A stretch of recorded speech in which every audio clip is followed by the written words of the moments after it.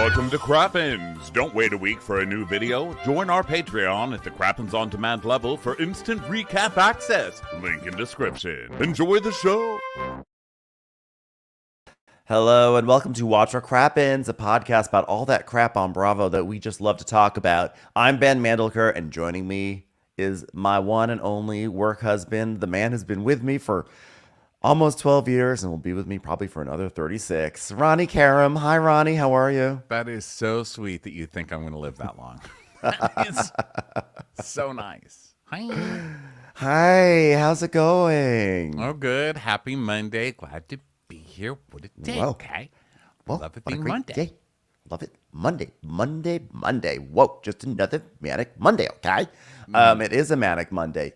A few things right off the bat that we have to mention. First, we will be appearing on the wonderful podcast, I've Had It. If you're not subscribed to that podcast, you must. Because A, it has Bravo Origins with Jennifer and Pumps from Sweet Home, Oklahoma and Sweet Home. But B, it's like a hilarious podcast. And we were very lucky that we got to record a sesh with them. I don't know when our episode comes out. I'm assuming it's this week. But if it's not this week, just subscribe so that way you just will hear it when it arrives. But it was so fun. So go check that podcast out. Really, we just had a blast with those ladies. Second of all, last week I had an impromptu moment where I hopped on to IG Live and we just sort of chatted. And then Ryan and I were just talking and we said, we have to do more of these lives. Take a Seat is, it ended, but we kind of really still enjoyed the Take a Seat vibe. So we have decided that we're going to start doing those IG Lives every other week and make them actually into a show. It's basically like Take a Seat. We haven't come up with a new name. We can't use Take a Seat. We can't use Take a Seat anymore. Spotify. We're not with them. So we maybe Be Seated or maybe Sit Down. Ben's dad has always called the show Sit Your Ass Down. So that could always be. And also that works with Crappens, right? Because you have to sit your ass down to take a Crappens. So while we've got a classy name, just keep up the classy naming structure, I say. My dad will be so pleased. This is not a joke. My dad is like, so are you doing Sit Your Ass Down tonight? I'm like, Dad, it's called Take a Seat. So, whatever it is, who knows? We may do more Instagram lives than just every other week. But every other week, we are planning to have a proper sesh where we go on and talk. We don't know the timing yet. We don't know when it's going to be, et cetera. But we decided this is what we're going to do. Let's just do it now. You brought it up. You want to do the first and third Mondays of the month? I guess, sure. Why not, right? Sure. Why not, guys? Monday nights, I think we're good. We all liked Monday nights. What time do you want to do? Because 7 p.m. was a little late, I think, for people. Why don't we, before we lock in on a time, let's hear what people have to say, because we want to get a nice time, a time that works for as many time zones as possible. Give opinions. Give opinions, guys. But the plan is we're going to do them on non-Dwell Hello weeks. So one week we have Dwell Hello up, which is available on Wondery Plus. And then the other week we're going to do some, whatever the new iteration of Take a Seat is on Instagram. So by the way, follow us at Watch What Crappens on Instagram. And also follow us personally at RHONY Karam and at Ben Mandelker. Because it'll just make our hearts. I'm so excited. Explode. Also, guess what? That means that next Monday would be the first Monday of the month of August. That would be August something. Well, we did Dwell Hello last week, didn't we? Yeah, but we can move Dwell Hello recording around. I think first and third is better than saying second and fourth. Second and fourth is just weird. Don't you think? Okay, we'll talk about this later. Although it's 2 and 4 is a better beat. 2 and 4 is a better beat, unless you're That's in what a I've church learned. with soul. Then 1 and 3 is a better beat, isn't it? Oh no, you're right. No, I don't think 2 so. and 4 is better. Listen, I've learned the hard way because apparently I'm a natural 1 and 3 person, and dating a choreographer, you're right. I've been corrected several times when I've been on the 1s and 3s. It is the 2 and 4. It is the 2. So maybe the most natural thing is that we're on the 1s and 3s. So take a seat.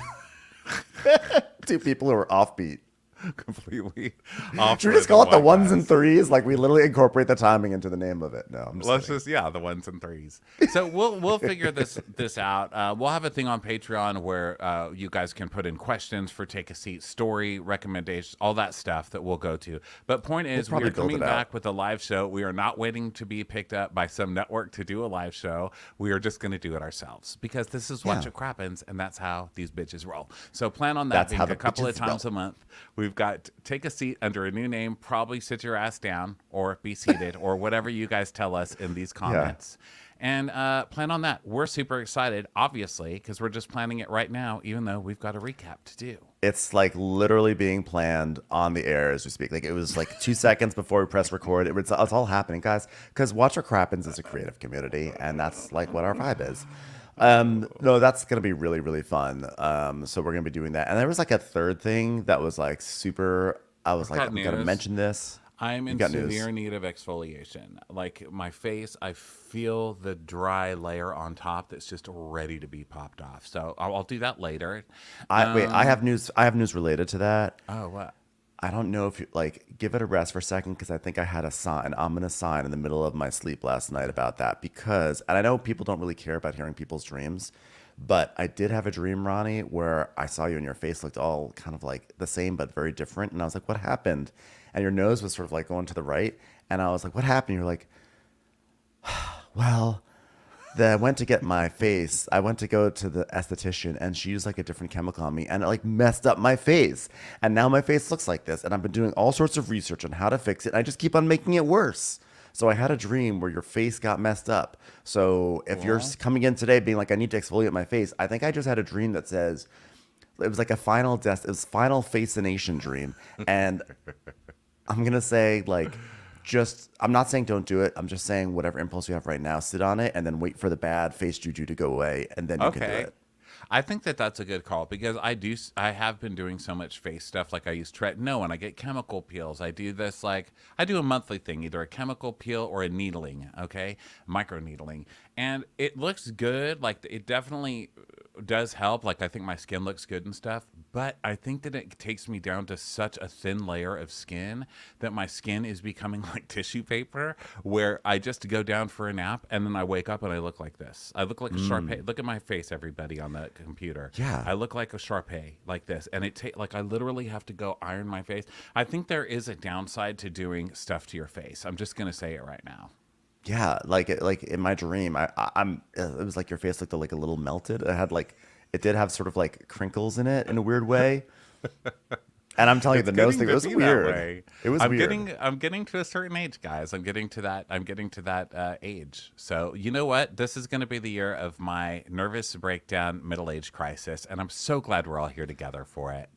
I am excited for you to have an affair with Raquel, and I'm excited for you to also have an affair with Morgan, what's her face, and like, I just want you to follow in all the footsteps of all the midlife crises on Bravo. Okay, well, everybody, that was our first 8 minutes of nothing. So welcome to Real Housewives of New York City, a new era. That's what they say. And I don't like that they say that on the ad. You know, like where you're watching Atlanta, it says, oh, which, by the way, we're not doing Atlanta this week. Sorry, Atlanta, you've killed me, okay? You've finally fucking done it. We'll be back with that at some point, but we wanted to check in with Project Runway, so that's what we're going to do. Anyway, when you're watching Real Housewives of Atlanta, it says at the bottom, coming up next, Real Housewives of New York, the new era. And I'm like, well, why did you have to pave me over? I feel like I'm just I've just been paved over to make a parking lot. You know what I mean? You don't have to call it a new era. Old people can still like you. This is my middle-age crisis year. Don't do this to me. I prefer to call it a new error, but that's just me personally. Yeah, it's just that, but in the New York accent. Listen, you know what? We're making a new era. It's a new era. It's a new era. No, people are absolutely loving the new RHONY. And actually, I have to say, I thought like this episode, the first half of it, I was like, okay, I'm like chuckling. I'm having legitimate chuckles. I'm seeing the light. Second half, I was like, this is the worst parts of Beverly Hills. So all my fears have come true. But I do, I'm starting to see the sparks. I'm starting to see it starting to gel a little bit, which is good. But I think it still has a long ways to go. But that being said, a lot of people are still absolutely loving it. And I think that's awesome. I love that people are loving it. I love when people are excited about shows on Bravo because inevitably it rubs off on me. Okay, I'm a chameleon, and I just I go which way the wind blows, and I will eventually get as excited as everyone else, especially as all the people on Twitter who are like, oh my God, Brynn not knowing how to open up a refrigerator, total icon. By the way, not total icon. I'm just kind of along for the ride. Listen, all I really care about is how much fun I have recapping it, and I have so much fun recapping it. So I literally don't care. One of my favorite things to recap, Our Planet, or like My Octopus Teacher. I don't really give a fuck what it is. It's just how much I laugh with you, and I laugh with you a lot on this one. So it's a winner for me. Exactly. It's been a really good recap. I've totally loved doing our recaps of it, which I agree. Like that's as long as it's a funny show to recap, I'm pretty much always going to be happy. And have you been watching Our Planet? Where are you with Our Planet right now? Because I just finished haven't started. I was watching the super depressing show on Apple TV called The Crowded Room with fucking what's his face and what's her buns. Oh my God, I hate them. Tom Holland and Amanda Seyfried. I can't. Another Holland and Seyfried. Holland and Seyfried. It's the Holland and Seyfried circle. It is collab. The most depressing thing I've ever. I finished it yesterday, and I was sitting there crying, and I was like, I'm so mad at myself for being manipulated by this fucking show to cry. And then it made me cry harder because I was like, and I'm manipulated, and I'm sick of being manipulated. And I was like, oh my God, he was manipulated. Oh my God, she was manipulated. We're all so manipulated. And then I started crying, and then it popped up. I watched Atlanta to feel better, which that did not talk about manipulation. And then it popped up and said Real Housewives of New York, the new era. And then I just cried more. Wow. I don't think it's going well over here. I'm going to be honest. I'm just going to tell you this right now. The final episode of Our Planet kind of ends on a bummer note. Anyone who watched it, you will, Ronnie, I guarantee you're going to cry. You will actually sob. I'm just sick of crying. But I also don't want to smile either. I just don't want to do anything. And guess what else ends badly? Our planet. Our actual planet. Well, I have to say, orcas. I have to say, normally in nature specials, the ones who really get the villain edit are the sharks. Sharks always get a bad villain edit. But I have to say, Our Planet, like when you watch like The Real Housewives of New York, and for season after season, Ramona is the villain. And then she has the one season where she tries to be nicer. So then she's sort of not the villain. And then they slot in like Dorinda or something, or like maybe even Countess Luann or Bethany.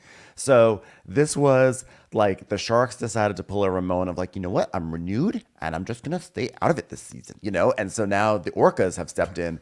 Orcas are like the villain this season on Our Planet. And like those orcas are real motherfuckers. They are, and I think that orcas have had actually like a surprisingly good edit all these seasons when they're really monsters because, people are like, oh my God, SeaWorld, those poor orcas, they're in captivity. They're like orcas, they need to be free. They're whales. And now we're like seeing the real orca, and it's like, those orcas are evil. Yeah, now evil. You're like, jail them all and dance for me. Dance for me, male. I know. Dance for me.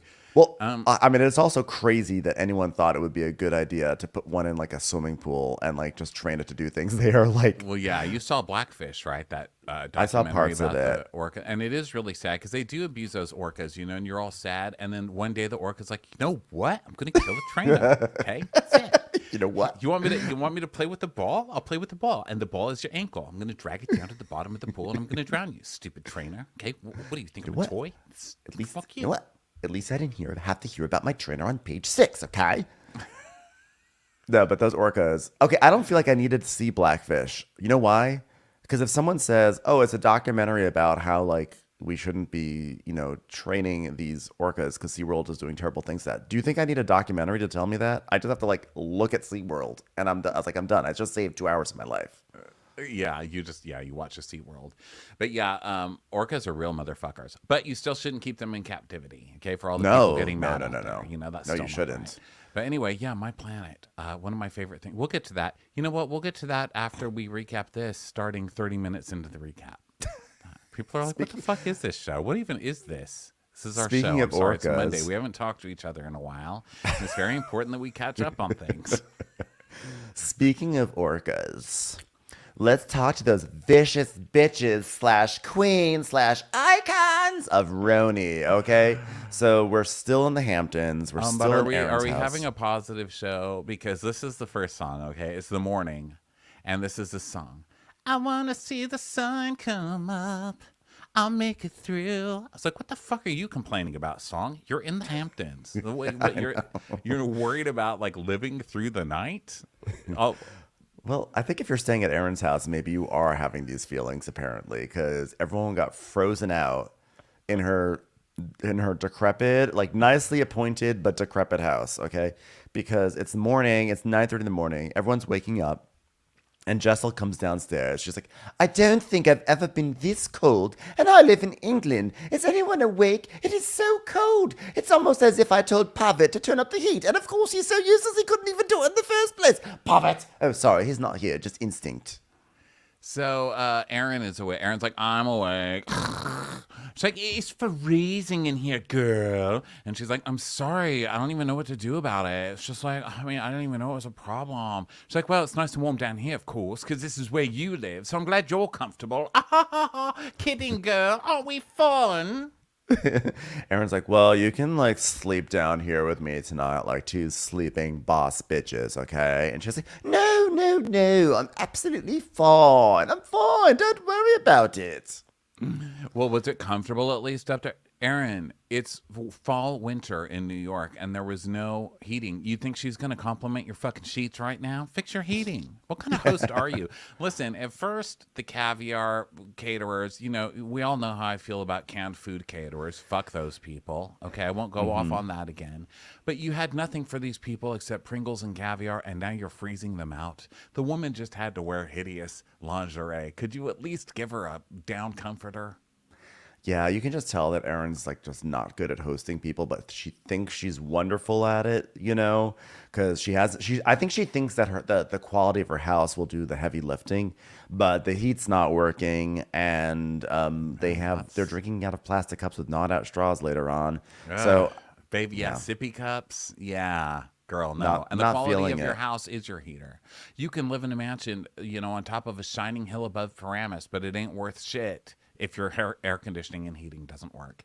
And yours don't. Shame on you. Shame on your house. Also, call fucking child services, because you know that she doesn't know that, because that's where the kids sleep. And those poor kids, they probably show up to school and like, you know, with really thick coats and multiple scarves and 5 outfits on, and their teachers are like, are you okay? It's like, it's freezing at home.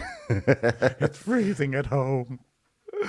So then Jessel clearly has certain interview things that she has pre-written, and she's like, ooh, a gay person wrote this for me and I think it'll be hilarious. She goes, if I had known I'd be going into a cryogenic chamber, I would have brought my NASA space suit. I'm like, those two things have nothing to do with each other, first of all. You should be spaced for that line. Like, if this were a science fiction show, I would put you in the bad person cage, and I would press the button, and you would just be sucked out into space, and then we'd just see you turn blue, you know, and your eyes crack, because that was a bad line. I will say their confessionals, bad gays. Are you guys just not hiring gays anymore to help? Because you can tell. Yeah, I think actually in Psys are like honestly some of the worst I've seen on Bravo. I'm not being a hater. I'm just being a explainer. She is like, I'm sorry, she may be very nice. She may have a lot of upside on this show, but her confessionals are like, they make me cringe every time. I'm sorry. This is exhibit A in why you know, I'm having some issues with this show. But this is where they need the most help. Because they need a lot. The diary room, confessionals, whatever, those can save your show. This is hindering the show. No one has a good one. Not like nobody on this show knows a gay person. And I'll say that also for Kenya. I think she's fighting with her gay on Atlanta, because hers have been really embarrassing this year. I think that's hurting their show. And this she had to hire her straight. Yeah, I think Jenna is the one on this show that I hear most people saying, iconic. And I mean, I like her and everything a lot so far, but her confessionals aren't great either. She's just like, seriously, people don't like jeans? I actually like hers the most because they feel the most natural to me. But I think it's more like the ones Well, where I mean, so is you feel armpit hair. You know what I mean? But I don't want it. Yeah, I can see that's a fair point. What can I say to that? So Aaron, and there's also, by the way, there's like a lot of confessional pylons. It's like one person says something, and then we get like 3 more confessionals, and then we go back to the first person with a confessional.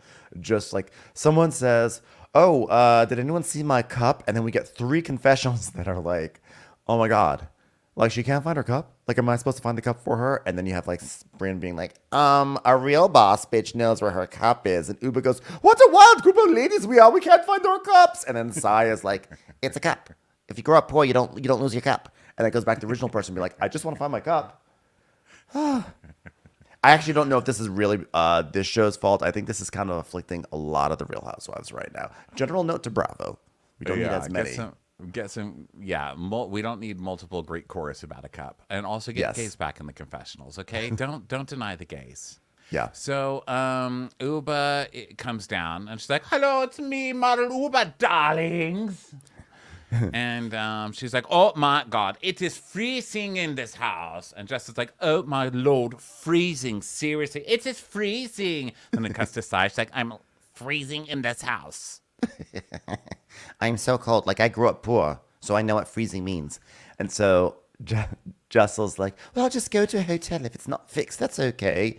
And Uba's like, wait a second. Wait a second. Can we talk about Jenna leaving last night?" And then we have a flashback to 10:30 p.m. and Jenna's sort of like slinking out of the house, you know? And Sai's like, "Where the fuck is Jenna? Does anyone know what Jenna is? Anyone seen Jenna?" And then they all see her.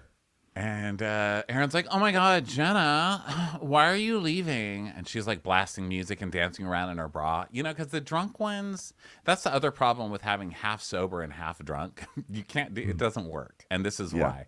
You've got the drunk ones like dancing around, partying, turning the music up, you know, like the basic bitch on Spotify station. And then you've got the sober ones who are like, "It's 10:30 and I want to be asleep." Okay, period. So she's leaving, and she's like, "I've got a 6:30 call tomorrow, so I can just go to sleep. You guys continue to play. It's like, seriously, no big deal. I just really like to sleep, you know." And they're all like, "No." So now we're back to present, and Uba's like, "I'm actually very upset because how are we supposed to be wild, wacky women if we're not all wacky women together?" Aaron's like, "I'm seriously upset too." Justin's like, "I mean, her house is by the ocean, guys. Your house is not by the ocean, but hers is."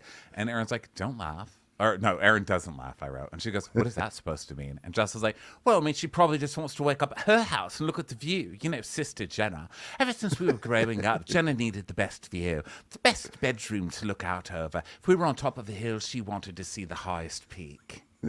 What I'm trying to say is, her house is like the Jessel of houses, and your house is like the Parfit of houses. Does that make more sense? If I know anything about my sister, it's that nothing invigorates her like Mother Nature's sweet, salty morning greeting.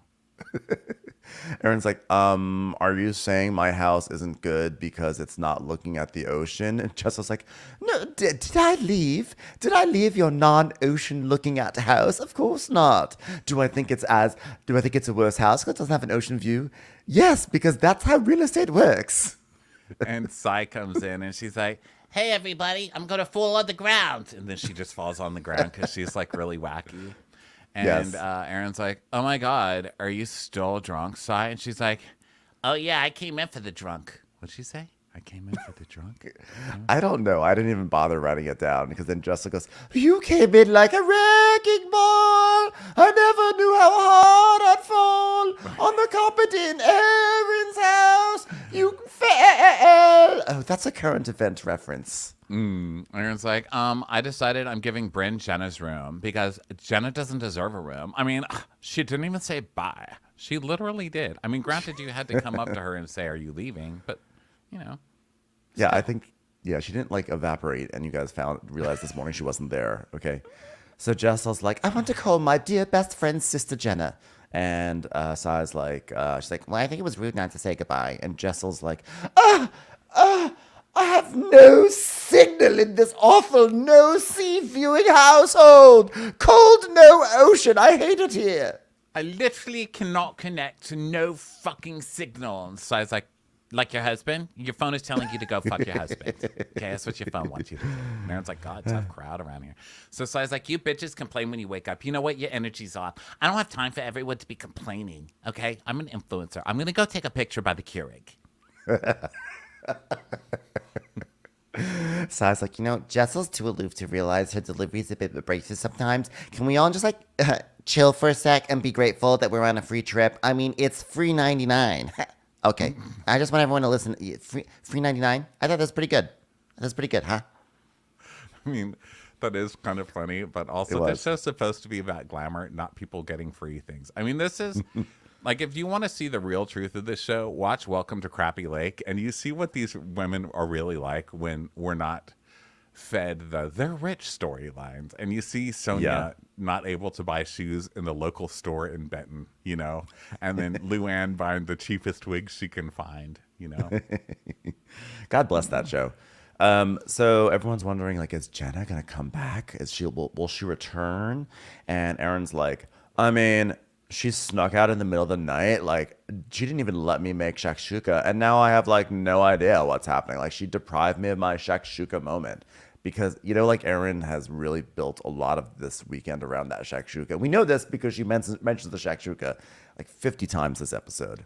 Also, can we all agree that she has no fucking idea how to make shakshuka? It's terrible. Her shakshuka is terrible. Everybody knows terrible. And I can smell it on you. I can smell your bad shakshuka from here. I know. Because people who know how to make shakshuka don't walk around saying, oh my God, I make the most amazing shakshuka. It's literally just what they make when they wake up.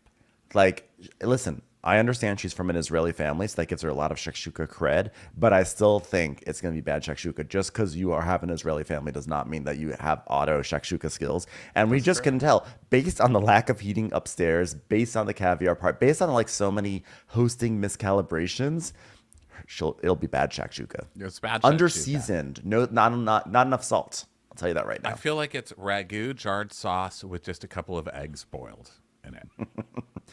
Hard eggs, they look like they're you're gonna cut into them and the yolk's gonna ooze out and it's just gonna be stiff. She's like, that's the way I like it. Oh God, I love a rubbery egg. Actually, okay, I'm tacky to you. Okay, also not unreasonable for someone to not want to eat shakshuka right before they work out. Who does that? Who eats before they go work out? Do you? I've never heard of that. No, you have to give yourself. First of all, you have to. I think the standard is what you're really supposed to do is eat 90 minutes before workout, so that way you have enough energy from the food to fuel your workout, but you're not so close to it that you're gonna barf or be too tired. But that being said, I think with shakshuka, even 90 minutes won't be enough. That's not enough, and I feel like we all know that if you eat and then you swim or work out, you die. Right? It's like if you eat and then you swim, you die. So you did. Yep. A lot of people have died that way. Shakshuka-related exercise injuries. Children. Yeah, a lot of dead deaths. Children eat after eating shakshuka and swimming right after. So, case closed. Show's canceled. Okay, murderer. So Jenna comes back and she has coffee, and Aaron's like, I'm getting angrier right now. And Jenna's like, good morning. How's it going? She's like, oh my God, I'm so angry right now. Who gets angry? First of all, she's working herself over nothing. She's like, she was so disgusted that I would make breakfast before I work out. And so I goes, yeah, she was disgusted with you. And Aaron's like, she really was disgusted. Now I'm really mad. She wasn't disgusted. She wanted to go to bed. Plus, she showed up. Okay, first of all, she said goodnight. She was going to bed. Everyone was fine with her going to bed. So she still wouldn't be seeing them until this moment anyway. So what's That's exactly right. Then Jenna comes in and she's got this coffee that she's brought everybody. And it's Dreamy Coffee, which, by the way, she sold out Dreamy Coffee. Did you see that? Dreamy Coffee went online and was like, oh my God, to the overwhelming demand, Dreamy Coffee is literally sold out. We would like to thank everybody. Jenna Lyons, you are an icon, bitch. Thank you, Jenna Lyons. That's actually really cool. If you have Jenna Lyons advocating for your coffee, honestly, I'm into it. Icon! But but you're right. It's there's no difference of Jenna like staying over and just like coming downstairs right now versus coming in through the front door. There's no difference. They're basically doing this. She's already famous, so she thinks she's better than us thing. Yes. And they're already getting mad before Jenna acts like it. Now listen, I'm sure at some point Jenna is gonna act like that. Jenna does not look like the nicest person. Like, she just doesn't. She has this face. She makes this face a lot. Where she kind of like I see her judgy eyes is what I'm saying. And that's why she was cast as a housewife. She's not cast here to be nice, but let her become evil before you guys just tell us that she's evil. She hasn't done anything wrong yet. You're mad at nothing. You also could have just made the shakshuka and Jenna could have just not had it. Like, I don't understand. So Jenna's like, good morning. And so I was like, oh, how did you sleep, Jenna, in your non-Aaron household? And Jenna's like, oh, not great. Like, that storm is insane. How did you guys sleep? And Aaron's like, there wasn't a storm here by the inland in the forest, not by the ocean. And there's like drama oboes. It's like Drama oboes. Yeah, they brought back some of the New York orchestral sounds for this one. Like, and she's like, there wasn't a storm here. I'm like, you probably live under a freeway. You know what I mean? Like, we haven't seen the outlying areas of your neighborhood yet. So Jenna's like, well, what time did you guys go to sleep? And she's like, not late, like 12. And Uba's like, yeah, you killed the party, so we went to sleep. Darling, let me tell you what's not fabulous. A party that ends like that because somebody leaves. Ridiculous, darling. I mean, I don't see how she killed the party. She was already asleep in her room or trying to go to sleep in her room. And so, I don't know. It seems like it might be a user error, not a Jenna error. You know how hard it is to start a party by stealing some coconut milk? And then someone ruins it by going someplace else too early? God. What fun, crazy girls, am I right? What's happening here? What an interesting group of girls that got ruined. So Jenna's like, well, I had a 6:30 a.m. call because unlike you guys, I actually have like a real job and I'm like influential. And I don't even have a real job right now. What is her 6:30 call? That must be like a child call, right? Like, what is well, she does have, so she has her fake eyelashes. So maybe she had like a manufacturing call with like abroad or something. I don't know. If Jenna Lyons says she has a 6:30 a.m. call, I'm going to believe that more than Aaron or Sai or anyone else. I believe Jenna Lyons, even though she's sort of, I don't know what really she's doing, I still believe she's like an important person in the world of fashion and that people call her at 6:30 in the morning. You do?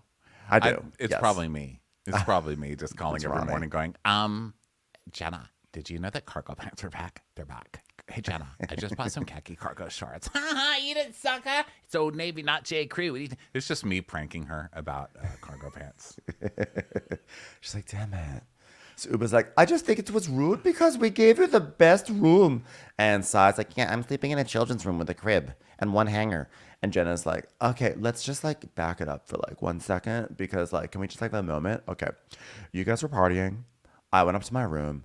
The music was like literally on top of my bedroom. And I realized I'm actually like very wealthy and very famous. And I'm doing this right now. Like I should just be in my own wealthy, famous house. So it just made sense to me. Yeah. And Aaron's like, but it was like 10 o'clock. And Jessel just laughs. And Aaron's like, yeah, it wasn't late. Okay. And Sai's telling us, Jenna's acting like a geriatric. This is not a senior citizen home. All right, step out, Baba. Step out, Baba. 3 o'clock. Okay. What time is it? What time was it in the morning? It was 3 o'clock. All right. 3 o'clock in the morning. Snap out of it, Grandma. It's like, ooh. So Jenna's like, I mean, I didn't even think you guys would even notice me leaving. And Sai's like, we noticed. And so she's like, you know what? Granny's sleeping, guys. Oh, Granny's sleeping, guys. Lower the music, guys. Sai, you're going to have to do better. You're going to have to do better with your interviews. And this gang up is so hilarious. They're all really trying to go against Jenna, and Jenna literally doesn't care. So he goes, oh, yeah, and also she could have cooked this morning. And Uba says, yeah, she could have made a shakshukas, or whatever they're called. And Jenna's like, guys, hold on now. Yeah, and you didn't even let me make my shakshuka because you said it's weird and strange. She did not say it's weird and strange. Now stop making it sound like she's coming for shakshuka because you know that will get a lot of people anti her. She said she didn't want to eat before she worked out. Yeah, Jenna's like, you guys are all adults and you can do what you want. If you wanted shakshuka, you could have made shakshuka. And then Aaron's like, wait a second, wait, how do you say that word? Did you say shishito? Did you say shishito? What a wild and interesting group of people. We are saying shishito instead of shakshuka. And Jenna also ushers in, at least it's the first time I've noticed it, conductor hands, which we love in a housewife. I love when a housewife speaks like this. She's like, if you wanted to have shakshuka, you could have had it. Like she does very specific, like moving her conductor hands when she's trying to get everyone to believe her. And Jenna's like, telling us, like, are you shakshuking me?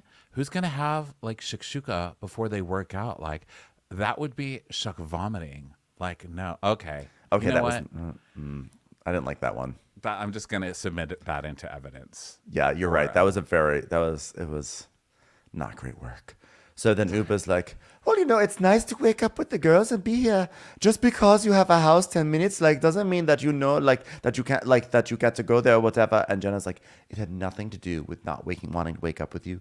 I had a 6:30 a.m. call because I have a job, a job, occupation. I don't know if any of you guys know what that is. And like, I didn't want to disturb you guys. My car's right there. My bedroom's right there. I thought I'd just get in my car and go to the rich, important side of town and do things. But that wasn't the deal, darling. Jenna goes, what deal? What are you talking about? Did we make a deal? Is there some deal? And it's like, yeah, we made a deal to come to my house where literally you would have frozen to death. That's like, you can't yell at somebody for not staying at your house when your heater doesn't even work. Like, are people listening to yourselves? I know. And Jen's like, you guys played music so loud. I couldn't sleep. I didn't care. And so I was like, okay, you know what? I'm going to get ready to work out because like, I'm like really so over this. Okay. I'm going to go take a photo by the Keurig again. Yeah, but you're one of the ones starting it and rubbing it in. So you don't get to be like start fights and then be like, yeah, I'm sick of this. I'm leaving. Yeah. So then Aaron's like, yeah, well, I'm leaving too because obviously you don't like my house. So sorry you don't like my house. Okay. And Jenna's like, oh my God, my glasses are actually fogging up right now because I'm so cold. If you'll just give me a minute too. And Jessel goes, ha ha ha ha ha ha ha. Oh, sister, best friend Jenna. God, she's had that wicked sense of humor ever since we were girls. Oh, I can't help but think that if I hadn't nourished her with Oreos in my household, she might not have been this funny.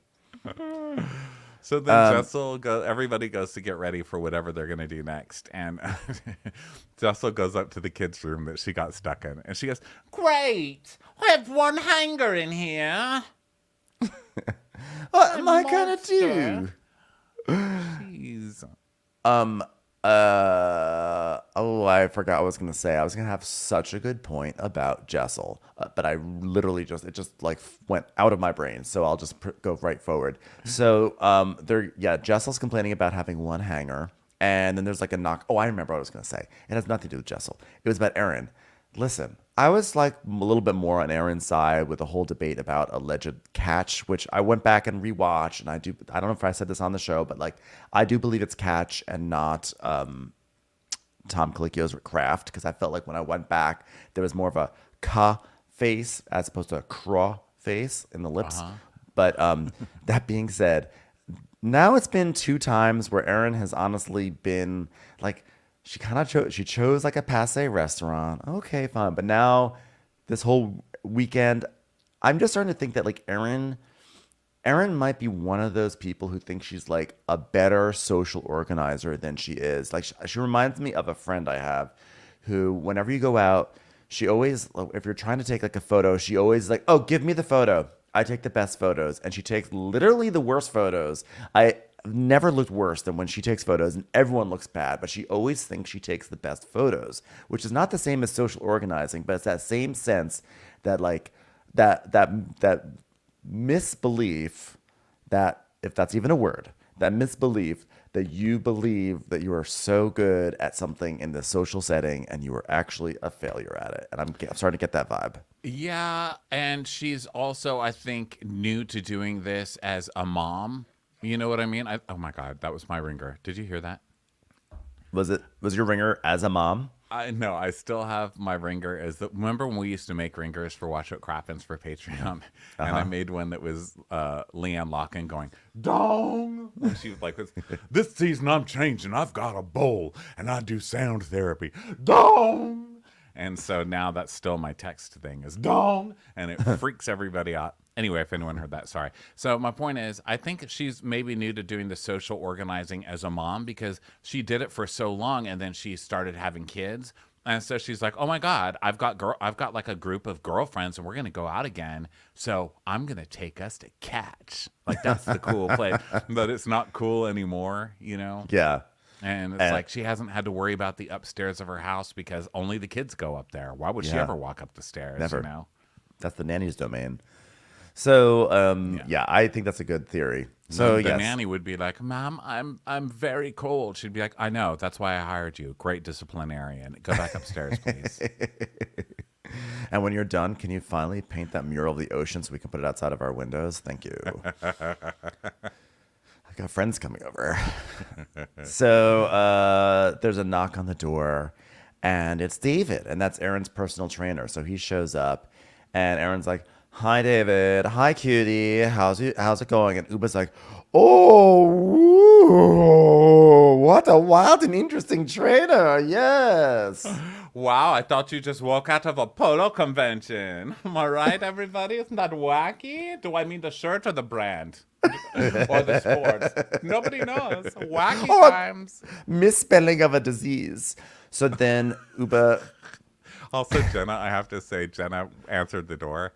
And yes, I think she this did. this is true rich person way. This is how you know someone is truly rich. She's on the phone and this is what she says. She goes, "You know what? Just go ahead and pay him and I'll deal with it later." Meaning, like, I don't know. I don't even know if the bill is correct. I don't know if I even owe this person money. I don't have time for this now. Just give them money, and if it's incorrect, I'll sue them later. You know what I mean? That's so true. So David comes in and he goes to like shake Uba's hand, and she goes, "No, we hug." So they hug and everything because she's trying to cop a feel. God bless her. And she says, "Oh, David is so hot, gorgeous, gorgeous skin. He's so hot, it smells great. Oh, he's like a can of coconut milk at a restaurant. I just want to grab him and take him home with me." I've stolen him out of the pantry. Stole him out. And Erin's like, "Oh my God, can you believe her? Look at her, David. She doesn't even work out. She says it's just about the food." First of all, bullshit. Okay? I get being naturally thin and not working out, but Uba is stacked. Like her legs are like pure muscle. What do you mean you don't work out? No one's born with just muscular legs like that. I don't like this housewife trope of like, "Oh my God, I don't work out." It's the Lisa Barlow thing, you know? "Oh, I never work out. I never do anything but eat Kit Kats and Taco Bell." Like, come on. It's such a funny thing too. It's like, I never work out. I just have a severe eating disorder. So David is like, he's like, "Well, it's 80% food you eat, 20% fitness, and 100% mindset." And it was like, "Oh, that is some African shit." I'm like, it's also just like basic Instagram meme. So It's also like Tony Robbins classic. so then they hug, and then she like pretends to faint. And so then now Sai comes in, and then she goes to like shake his hand, and David goes, "We hug." I'm like, "You just stole that from Uba. You came in, excuse me, sir, you came in with a shaking hand agenda, and now you're acting like you've always been like someone who hugged." Unless he was quoting Uba. But I felt like I did not appreciate how he acted like he's always been a hugger when he did not come into the house. I thought it was immediate Uba appropriation as well. I was like, wow, you just steal from everybody you train. So he's just like a blank personality that comes in, you know? Yeah. He's like, wow, you know what I love? Cold upstairs. Am I right, everybody? I wish I had some shakshuka. Yeah, God, I wish we could eat some shakshuka while we're working out. Is that even possible? Let's try it. So they are. Upa's like, "Oh, I've never wanted to work out so hard before in my life." And Erin texts Brynn because Brynn's still on this show, and she tells Brynn like, "Oh yeah, come join us to work out in the backyard." So Jenna's telling us, "I love working out. I mean, I hate working out. I mean, I just like to not look terrible naked. I'm just like self-effacing."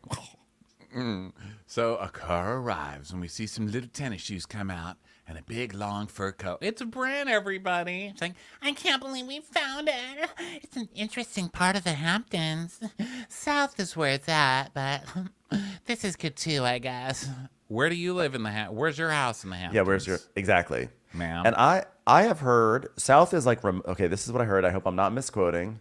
But this is what I've heard the lowdown is on Hamptons geography, is that South is where all the huge money is, but it's also where like the awful like Ramonas of the world are. Like, remember Ramona's friend when they went to like that house season, I think like 10, Leah's first season, they went to the house and they went to the basement and everything. That's Southampton. So like mega money, but mega assholery. So when Brynn is like, South is where it's at, she's basically saying like, I want to be with the Ramona singers of the world.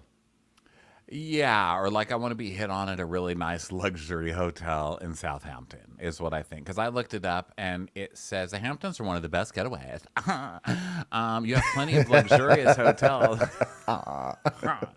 You have plenty of luxurious hotels in Southampton and East Hampton where you rub elbows with celebs. Or you can head over to Montauk for more laid back vibes. For poor vibes. Exactly. That's like a deodorant optional vibes in Montauk. Yeah. Listen, I think I'll tell you where it's at in the Hamptons. Wherever Ina Garten is, I think that's East Hampton. Because like, what's the point of being like far away from Ina Garten? Why would you go south of the highway when you can be right near Ina Garten? That's what I'm gonna say. You never know when she's gonna knock on your door and be like, "Hi, I'm Ina Garten. I would love to be your new friend. It's Taco Tuesdays." And you're like, I can't trust this idiot with tacos. She calls them tacos, but I'm going. Yeah. So, and she also says she doesn't say jalapeno. She says jalapeno. I believe, or maybe that's my mom. One of them. I think it's Ina too. She's got some. I think she's got something she's being offensive about on purpose. I think she's mispronouncing things on purpose, just to be like, I'm too rich to pronounce that properly. I'm from the Hamptons, so I have all of my shirts specially made. One of our listeners told me that. We were commenting on her clothes one time, and she has one. Okay, no one cares. Okay, so Brynn is like, interesting. So the girls are being wacky in the backyard, running against bands, like they're tied to each other with those rubber band things. And Brynn is coming through the house, and she's like, "Hello, knock, knock." I arrive, and there's no one there to greet me. I expected there to be a line of staff like in Downton Abbey. There's no one there, and I have to lug my bags inside by myself. Icon, bitch, yes, queen. So she's like, where are these bitches at? And she goes outside. She goes, honey, I'm home. And it was like, Brynn shows up to the Hamptons like a pimp, okay? Like head to toe fur jacket. And like, that's not the Hamptons look. That's like Mississippi, like down in the river. Yeah, who's still wearing floor-length furs? She's going to get spray painted, and I'm going to laugh. I hope somebody in this house does it. Maybe it's faux. Who knows? I don't know. That looked pretty furish to me. It looked very furish. Looked very real forward. Brynn is like, blah, blah, blah. Hi, baby. Oh, David. Hi, baby. I've been sore for years because of you, David. Huh? So she starts taking over the flirt with David, and Uba's not happy. She's not liking that. No, and Jenna's like, Brynn was like birth flirting. Like, I'm sure the doctors literally wanted to date her. Like, that girl can turn on a paper bag. I need to take some lessons, truthfully. I'm like, okay, Jenna, I see what you're trying to do here, but you've just given us like this image of doctors like wanting to date a baby. And then like a sexually aroused paper bag. Like, I just feel like Jenna's sort of went in a strange direction there. Is there I know that people are fighting. There's a lot of picketing right now in Hollywood. We need the gay confessional writers to picket and form a union. That's what we need. Whoever you are out there, I will support you. I'll do whatever it takes. I'll come march for you. But we need you. Gay reality reality show confessional guild. GRSCG. So Brynn is like, welcome to Brynn's booty camp, bitches, because you're all upper middle class bitches. Give me more, Jenna. Because she's not working out, because she's like apparently also has strep throat during this. I'm still trying to figure out a gay union. Let's see. Confessional. What's a word that sounds like that would be like writer? Oratory. Confessional. Oratory collective. And then we need a K. Collective. What's a union word that starts with a K? You already said collective. I know. So like, how about like Gay Oratory Commentary Collective, and collective spelled with a K. But I'm trying. Oh, so wait. What was your first? What I wanted to say. What was my first one? Confessional. Gay. I'm trying to spell confessional. cock. Yes. So, confessional oratory collective. Well, that's cock. Wait, no. Confessional Oratory Collective, comma, Queen, spelled Kween. Queens. Queens. Okay, so confessional oratory collective Queens. Guild. Okay, that's good enough for now. Working title, cock. Okay, Cock guys. Guild. So that is the. Please welcome. Cock Guild is going. I don't think that we need the Cock Guild to go on strike. I think the Cock Guild has been on strike, and we need them to some of them to cross the picket line to save some of these interviews. Yeah, well, we need to support them so they get what they're going to get paid. Let me tell you something. If anyone has comments about streaming, it's the Cock Guild. How can I stream more? It's like you look at their Google searches. So Uba and Brynn are like competing over David now. David? And Uba's like, Brynn, step aside. You have strep throat. Don't give my man strep throat. And Brynn's like, welcome to the Brynn's booty camp, bitches. I already said this part. Bitches. And so Uba pretends she doesn't work out, but she can lift her ankle to her ear. So I'm just saying. Okay.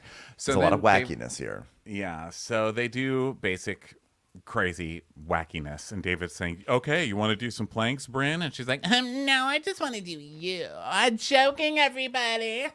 Joking. Yeah. That gets from me.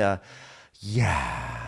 So Uba tells David, she's like, well, we're going to work out when you get back to New York. And she's like, I'll work out with David anytime he wants. And now since I have a banana in my hand, I'm going to bite off of it, alluding to oral sex.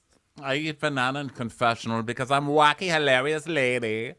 So then we go, everybody goes to shower, and Jenna's talking to Aaron, and she's like, listen, I want to talk about rooms with you because, like, if Brynn needs a room, I mean, we can give her my room. That's fine. I'm not going to worry about my room. And Aaron's like, you just want to go home, though. I got it. You just want to go home. Because Aaron's one of those people who kind of gets off by trying to say what you're really feeling, even though she's almost always wrong. You know those people, right? Who's like, let me guess. You hate bedrooms. I know who you are. You hate bedrooms. Like, no, I didn't even say that. I wasn't even thinking that, you know? But Aaron's one of those people. Yeah. And she's like, but you want to go home. She goes, okay, well, here's the thing about that. Like, honestly, I had no intention of leaving. I was just in bed. My eyes were closed. My face was washed. And then, you know, I just like couldn't sleep. So I left. So that's really all it was. Aaron's like, well, next time be like, guys, like, turn it down. Like, please turn down that Will Smith getting jiggy with it music downstairs. And Jenna's like, I just feel like very out of my element. Like, it's not being great being on someone else's terms and schedule. It's just like not very Jenna lines. So Like Jenna's they just played Barbie World over and over. I'm a Barbie girl. Like, why would they just keep playing that over and over? There's some things I just don't get. like, I don't understand. Like, we get it. This whole like, I'm Kenuff. Okay, we get it. So Jenna's like, I'm Jennuff. I'm Jenna. I saw Barbie, by the way. We can talk about it on the bonus. So Jenna's like, she's like, I get it. I'm sorry. I didn't want you to be offended, even though it was me who was most offended by your terrible choice of music. But it was not my intention, and I apologize. And Aaron's like, well, thank you for that. Like, I really appreciate that. You know what? Hold on a second. Could you come to this pot? Because I'd really like you to apologize to the shakshuka as well. That's okay with you. It's like, You I'm know sorry, what? shakshuka. Sorry. So you know what? Like, Jenna's like opening up, but like we just have to accept that she's like a different person. Like, she doesn't know how to be free and open and talk about life, and we need to give her time and clearly the space to let us in. I'm like, or also respect when she has a 6:30 in the morning call and she needs to get some sleep. So she's just gonna go to her house, which is like in the same town. You know what you need to accept, Aaron? That your heater doesn't work and your hosting is a fail. So fix your heater and get a real caterer next time, and people will want to stay at your house. Stop blaming this on other people, and stop saying Jenna's not opening up. She literally told you about coming out of the closet, how that all happened, how her mother has Asperger. She's like literally opened up her whole entire life to you. I know. What are you talking about? Yeah, here's what you have to come to accept.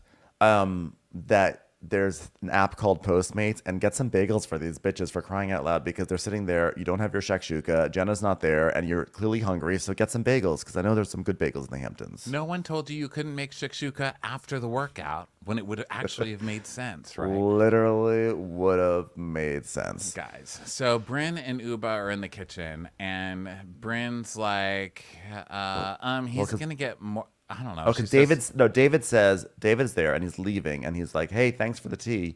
And Brynn goes, he's going to get more than just tea. And Uba's like, oh, okay. Well, you know what happened last night, don't you? Jenna went home without saying goodbye. You just don't leave. That's not polite. And Brynn's like, right, well, actually, I got my ass chewed out for choosing a place over people, and I was told I was not being a very good friend. So if that's the law of the land, it gotta apply to everybody. This is actually a bigger deal because this is your house. This isn't just some restaurant in New York. Like, literally, Aaron got mad in both situations, and it just so happened that Aaron has squashed it already with Jenna because it was just dealt with sooner, but it wasn't any, she was just as annoyed and irritable about it. So I really don't understand Brynn here. She's like, yeah, like me not going to one restaurant reservation, and then like Jenna left someone's house in like the middle of the night to go back to her house, and then it's like all is forgiven the next day. It's like 1000% like a double standard times 10 times I'm gonna do David. So getting ready time, and everybody comes down in the exact same earth tones, which is bizarre because they just said hilarious. that none of them knew what khaki was 2 weeks ago. And now they literally all show up in the color khaki. Like, they're all in khaki, they're all in tan. And so we get now like the dreaded effect of Beverly Hills, which is we have to watch them all come down one at a time and be like, oh my God, I'm obsessed. Oh, look at you, Jenna, darling, look at that, beautiful. And so Jenna's like, I'm used to dressing low-key in the Hamptons because I actually am someone who works in fashion, not someone who pretends to be in fashion. And everyone here is like dressed to the nines and like heels and white and khaki, which they did not manage to manifest for my house. So yeah, great. So happy about that. And Brynn's like, we look like we're a part of a girl group. What girl group? Like the pumpkin spice, like the pumpkin spice girls? Like, what are you? What group would this be? Exactly. It's like a Wilson Phillips cover band. Like, who are you guys? My favorite part, though, by the way, of this show so far is whenever Jenna does like a low-key shade of everyone's fashion, when she's like, I personally dress low-key for the Hamptons, but they're all dressed to the nines, which is her way of being like, tourist. So I'm a fashion icon and you guys are not. So Yeah. What's going on with you two? She's like, whoa, can't wait to have brunch at Dave & Buster's with this crowd. Oh, you guys are in the Pumpkin Spice Girls because that would explain why your biggest hit is called Wannabe. Yeah. So Aaron, so they're like, oh my God, should I change? We all look the same. And Aaron's like, where do these ladies think they're going? And they're like way too dressed for lunch and SAG, which, by the way, is a union that would support Cock if Cock ever decided to pick it. So then Sai tells us, I don't try to be glam. It just happens. Okay. Slay all day, even on my day off. I'm like, it just happens. You brought 45 bags to the Hamptons. Your glam does not just happen. Sorry. Yeah, that is some very good glam. So Uba's like, I have two uniforms. I'm either supermodel queen or I'm not glam at all. It's like, well, those aren't really uniforms. But she's like, but in the Hamptons, you bring it. So they leave. And it's hilarious because they go to this like little lunch place called Paige. Yeah. Paige Right. at 63 Main. Not Paige. Like, oh my God, I'm mortified that you all paid full price. Except for Sai, who got hers for free, which is just as tacky somehow.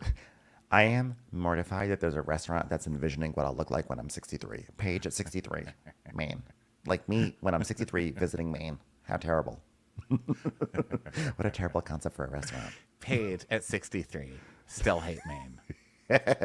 Dislike and unsubscribe, please. Paige at 63. Maine's gross. I love a fanfic restaurant based on Paige. So,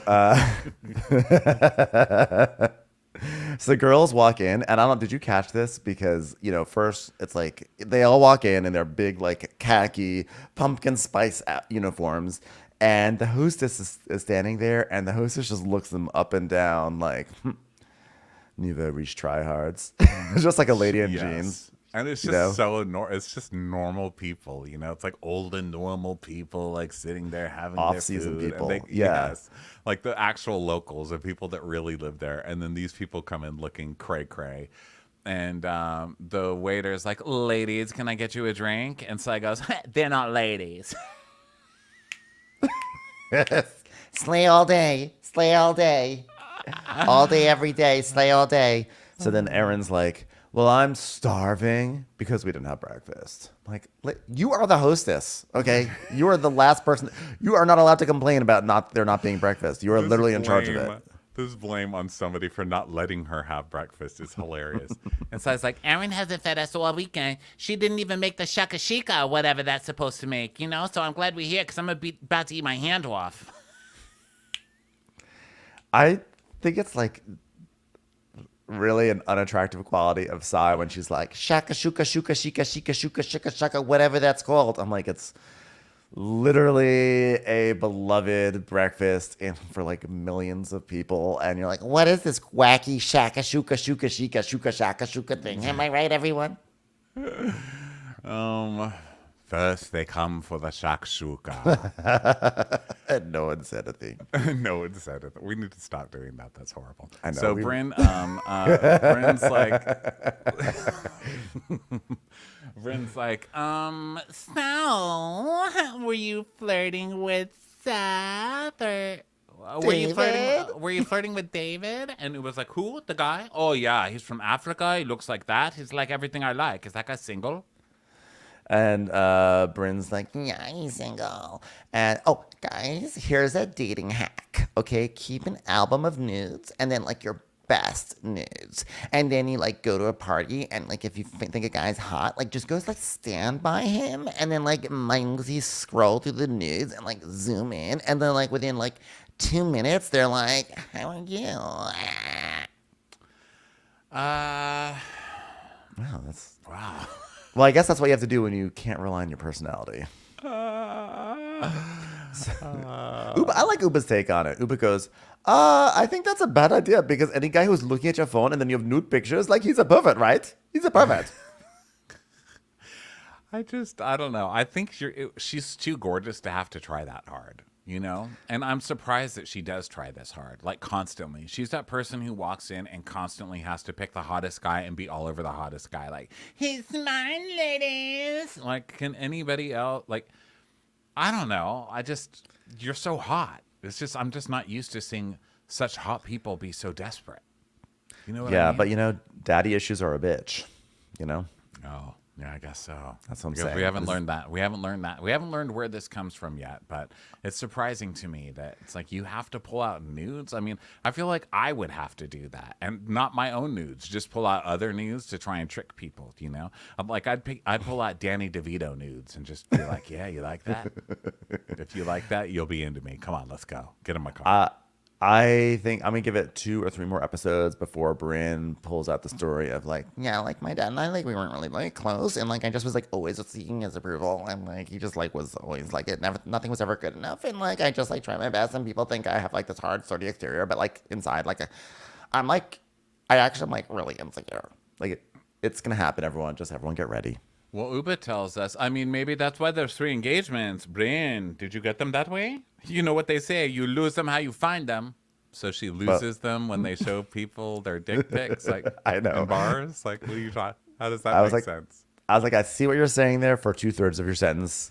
I don't know if you stuck the landing there, but by and large, I agree with you. Yes. Like, how are you also going to tell that story to your kids? Like, oh yeah, I met your father in such a romantic. We were at a party, and I just pulled out all my nudes, and I just started looking at them and zooming in real close on my badge. And he, of course, was a perv and looking over my shoulder, and he decided he wanted to take me on a date. Yeah, your dad airdropped me his dick, so I knew it was love. So then they're like, Uba, what's your dating hack? She goes, oh, this is what I do, okay? I ask him directions, and I smile at them, Or if I'm at the airport, I say things like, "Where's gate D?" Which I thought was hilarious.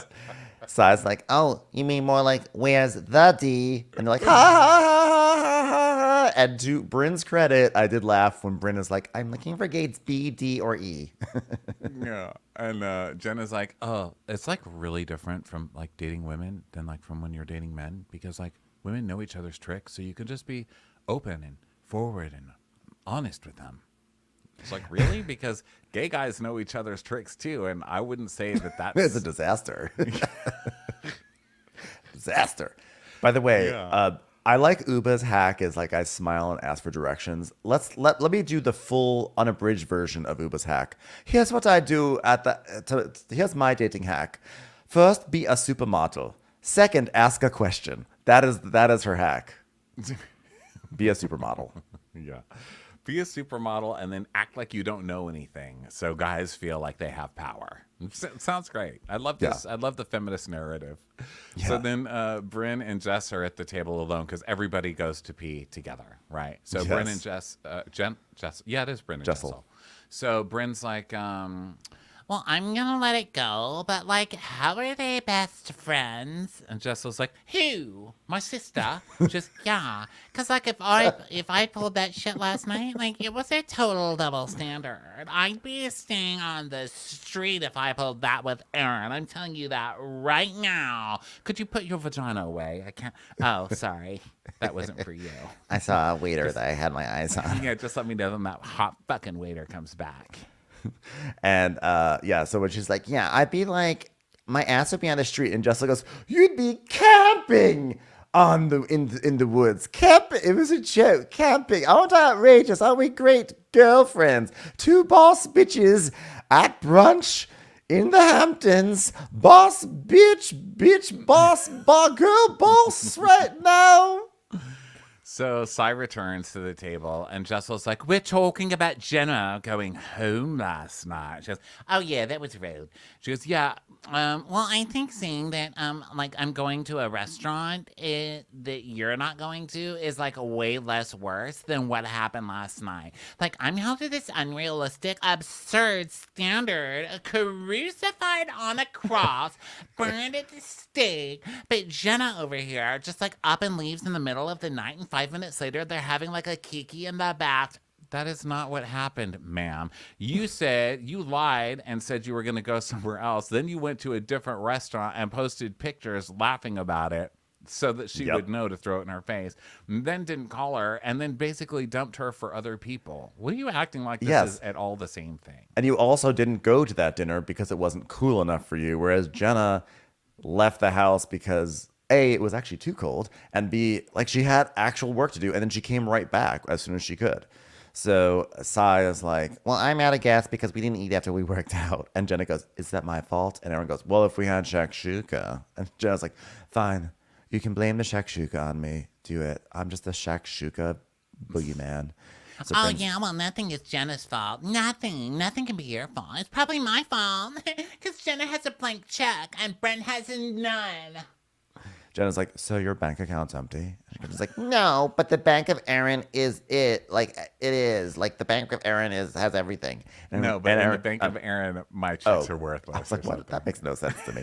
So then really it doesn't from her either. But Aaron's like, I don't have an issue with you. Like, what's going on? And Bryn's like, I'm hesitating to bring it up. By the way, you're literally not hesitating. It's been like the first thing on your mind of the past 30 minutes, and you're already bringing it up. She's like, I'm hesitating to bring it up because, like, I don't like to rock the boat. I like to rock the cock. But it does feel like a little bit like / like a lot like double standards. Like you're more offended by someone going to one dinner reservation than you are by someone leaving your house after you made them monogram pajamas. And Aaron's like, I mean, it's not about that. I mean, maybe I just like her a little more. Which, by the way, I loved that. Because you know what? Sometimes that's just all it is. She's like, I just like Jenna more. Yeah. What can you say to that? Jenna's like, yeah, maybe because I'm cute. Or maybe because you're Jenna Lyons. Like, I don't have as much to offer as Jenna Lyons, okay? I didn't invent fucking khaki. Like, these girls are so gel. My God. Leave the woman alone. But also, like, you just answered your own question. You don't have as much to offer as Jenna Lyons. So there you go. Like it's like really you're gonna stand me up and you don't have as much to offer as Jenna Lyons? Well, yeah, then I will be mad. It's like Jenna Lyons stands me up. It's like, oh, that sucks, but she has more to offer. So and therefore, Jenna's there's like, more that to is not plunder. True. I'm sure you have plenty to offer. I can't really name any of it right now, any of the things, but I'm sure there's like so much there. I mean, pretty. Yeah. I hear you have interesting photos on your phone, so that's cool. I'm sure there's a personality at some point, And Aaron's like, but I was annoyed that she left and didn't say goodbye. Like, we talked about it, and she apologized, and we moved on. Like, what am I supposed to do? Throw something at her? Actually, that would have been kind of funny, too. Just throw something at Jenna Lyons. I don't think Jenna would even know what to do. So Aaron's like, Brynn still thinks Catch isn't adequate enough for her to be seen at. Like, you tell me who's more concerned with image. You just got errand. And Brynn's like, Well, I just think that it's not like consistent. It's not about where you are. It's about wanting to spend time with who you're with. and yeah, that's the point. You didn't want to spend time with them, so you went to a different restaurant. Like, she's ruining her own argument. And Aaron goes, yeah, but she was there. She was in bed, and we were blasting music. And Brynn goes, well, I didn't expect you to see a bit my point of view. And she goes, yeah, I don't see it. She goes, I know, and now you're defending her. She's like, yeah, but like within a couple hours, she came to me and said, sorry, I left. And with you, it was for weeks. And so Brynn's like, so you're talking about like the equivalent of like, I stepped on your dog's paw versus like shooting your dog. It's like, terrible analogy. And by the way, no, the house thing, leaving the house is not the equivalent of a dog being killed versus a dog being stepped on with what you did. So everyone's like, what? And Uba goes, that doesn't make sense. And this is from me, Uba. And Aaron's like, why are you talking about dead dogs right now? She goes, and Uba's like, I'm watching a movie right now. I'm watching like a French movie right now. I don't know what anybody's saying because it's French. French people of France are so mad. They're like, oh, movies are nothing like this. So Saya's like, you know what? It'll be easier for me to understand quantum physics that slay all day than for me to understand what kind of point Brynn is making. Like, maybe I don't understand because maybe I'm starving. Call back to no shakshouka shuka shaka. So food is delivered, and Jenna's like, guys, like, listen, you wouldn't believe it, but like, honestly, I was driving home last night, and I was like, because I was alone. It was like in the dark. So it was hard. It was hard to know that I would be going back to my much better house. So Erin is like, she's like, well, that makes me feel bad that we were being so loud. I mean, I really thought that you would enjoy going to sleep to the Macarena. And Jenna's like, well, no, it's supposed to be a fun weekend and I had to work, so it sucks. So Jessel's like, well, you know what? You can't please anyone, especially Parvit. But anyway. I mean, listen, you definitely can't please anyone. And if you could please Parvit, I mean, why bother, really? It's just Parvit. Well, I know if there's anyone who knows about not being pleased, it's really me. I mean, how many times must you tell one man to bring a stool back into the living room for the foyer? What's it doing in the foyer in the first place? Do you need a stool to sit down and take your shoes off every single time? There's a bench there. I put a bench that says Jess's bench for putting on sneakers and taking them off. Why do I not use the bench instead of the stool? I do not understand. So listen, you definitely can't please everyone. And Aaron goes, definitely not you. And everyone laughs, and we get a tss. And Jessel's like, oh, God, here we go. And Sai's like, yeah, you're not pleasable. Yeah, you're not pleasable. Well, I just got a text from Parvit. Hold on, let me read it. You're not pleasable. Damn it. I love that you... It's so zeitgeisty. How does he even know? Jessel's like, well, I love that you're thinking I was complaining last night. And Aaron's like, we're not thinking, you were complaining. You were literally complaining. I complained about two things: the heat, the Wi-Fi, the lack of food, the general decrepitude of the house, the lack of a seaside view, and concern about my dear sister best friend, Jenna Lyons. Oh, I guess that's about 10 things, isn't it? What? You couldn't stand the gift she gave you. Why didn't you just say that? Because that's what was happening last night. She's like, Brynn goes, wait a minute, what gift? And Jessel's like, Jenna, my sister, gave everyone lingerie, and mine was green with black lace, and that's just not my style. And Si's like, yeah, but you were like, I hate it. I look like a goddamn Christmas tree. Oh, you guys, I was just being funny about it. You know, when you're sisters with someone, you can joke about things. And Jenna Lyons and I are basically blood sisters at this point, so I think it was taken very, very well. Honestly, I think Jessel is crying for help because Jessel just had a baby and went through a lot of IVF and she still has the trauma of it all, you know? And Jessel's like, well, listen, it's just how I felt and I voiced it. And maybe I shouldn't have. Maybe I should have just zipped, you know? And Jenna's just got folded hands and she's kind of looking away, dejected. And Aaron's like, well, I brought my pajamas from my good friend. And if anyone ripped it, I would have been livid. And I think you're being very nice about it, Jenna. And Jenna's like, didn't feel great. So then Jessel says, I would expect my sister, Jenna Lyons, to come to me directly and tell me how she's feeling. Instead, I have Cy and Aaron ambushing me, and you would think I had kidnapped the boat but was holding him hostage. I feel a certain way about lingerie, that's all. And Jessel's like, listen, Jenna, I thank you for the thought, and I would happily exchange it for something more my style. That's all. Now, can you please get customer service that will look me in the eye? Jenna's like looking away.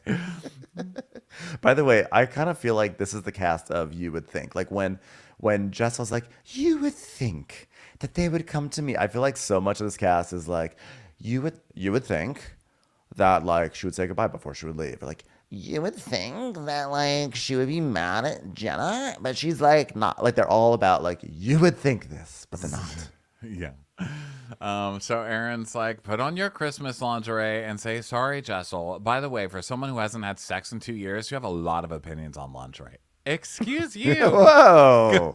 Whoa. They're really coming for this girl about like birth trauma. Like, leave her alone on that. My God. I know. I think normally I would say slow your roll to Erin, but I just know she doesn't have any rolls in that house. So she'll be like, oh my God, you guys, I was going to have rolls, but Ben told me to slow them. So unfortunately, we're all going to starve to death.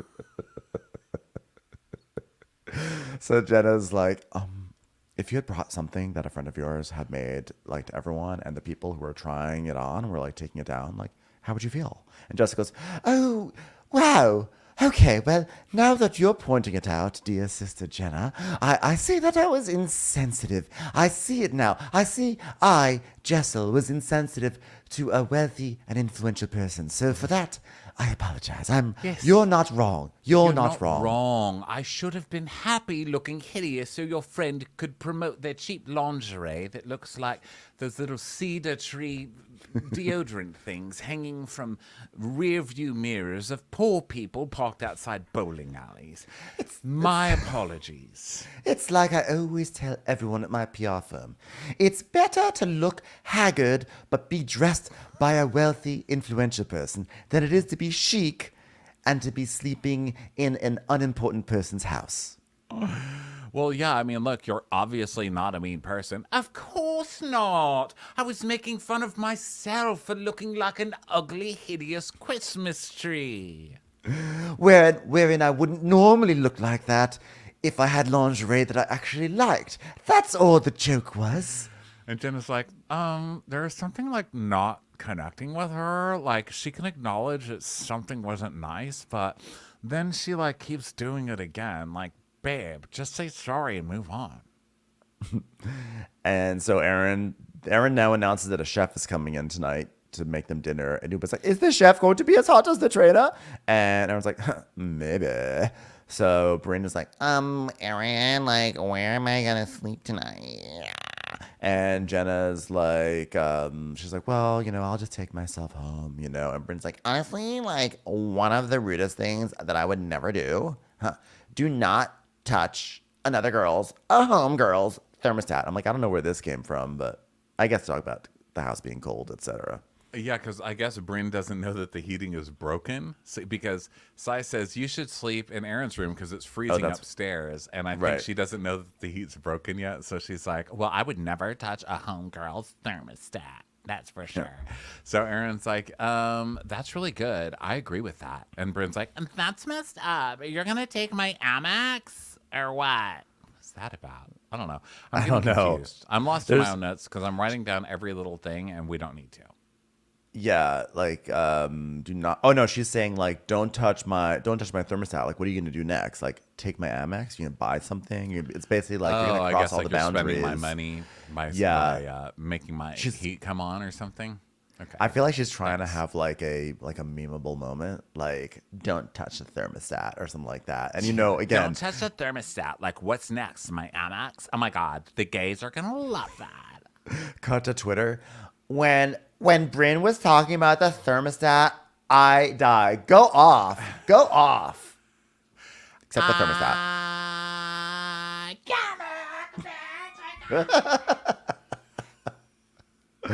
So now they're on the sidewalk and Si's like, hey, Uba, can you take my photo? And everyone's like, oh my God, influencers in the wild. And now it's nighttime. Oh, God. They always have to do these fucking stop and taking pictures of Sai. It's so annoying. I'm telling you, I don't think my prediction is I don't think Sai is going to make it to the next season. I think that she's going to be a one and done. Really? Yeah. I don't know. Maybe so. She just needs more time to warm up. I just think it cheapens it having someone who's like working for free stuff and like having to take pictures of a sweater in front of a stoop. You know what I mean? Or you know what it is? Fun. It's like I like effortless. This is too much effort of like I need to take a picture of my meal so maybe I can get it for free next time. Like I just It's like also the either you're like the realist, you're like the one like I was poor. Like I know what it's like to work my way up. Or you're the influencers like, guys, this is really important to me. But to be both is a little hard. Like it's hard to be like, how am I supposed to feel about this person right now? Yeah, I think it's gonna just be later in the season when she comes out as the real Sai, because in the previews I think she looks great. Like she looks like she's gonna be a really good housewife. So a lot of this we just don't know because it's still too soon. True. You know, that's overanalyze. We overanalyze a little because that's just how we roll. A little bit. Listen. I like making wild predictions, but I do hate the term influencers in the wild. I'm like, good. Hopefully there's some big game hunters out here because. You people make me crazy. All right.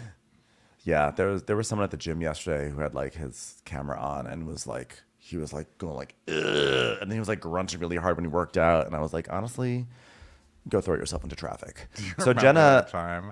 Oh, sorry. Just side note here. Do you remember that time you posted on Instagram a dude working out going? Yes. And then oh my God, and I got in trouble for that.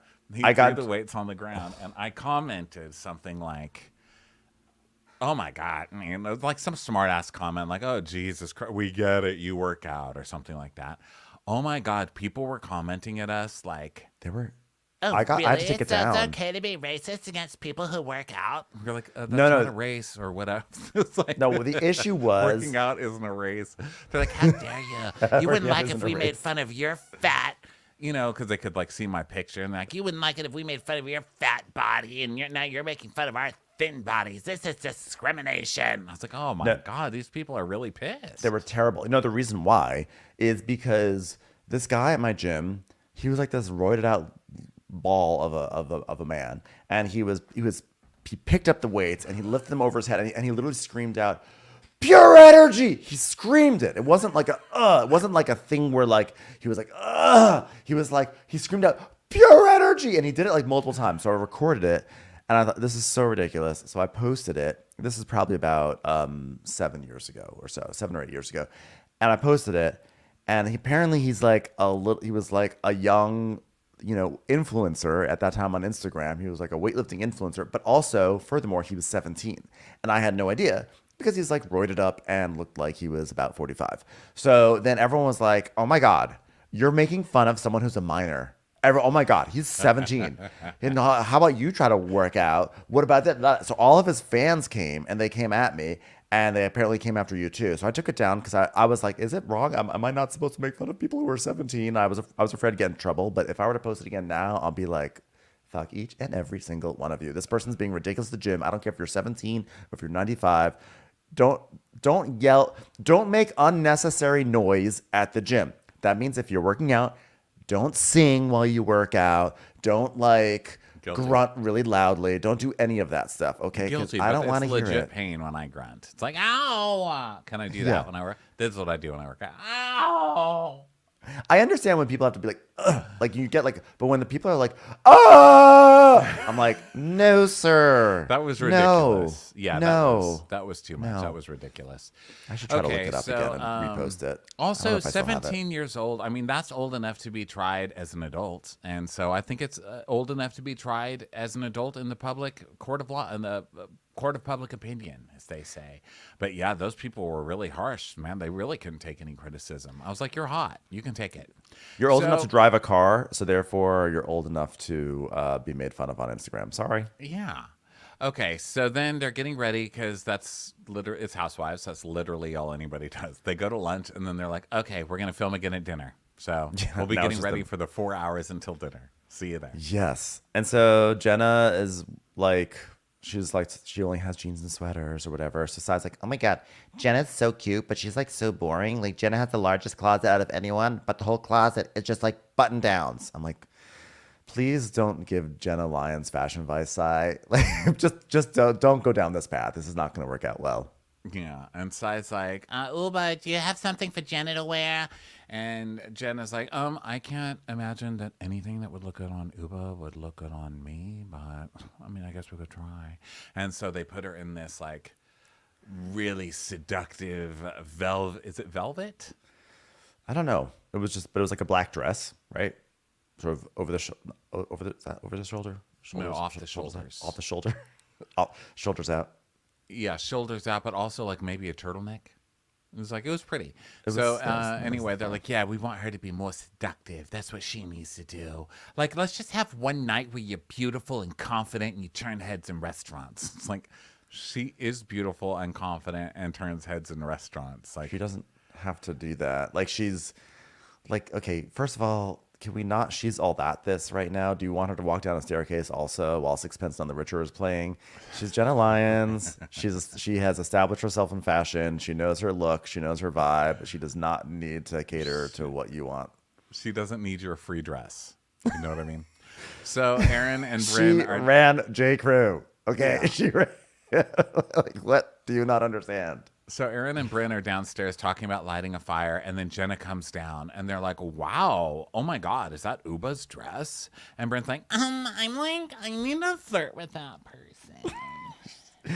You also need to flirt with some traffic right now.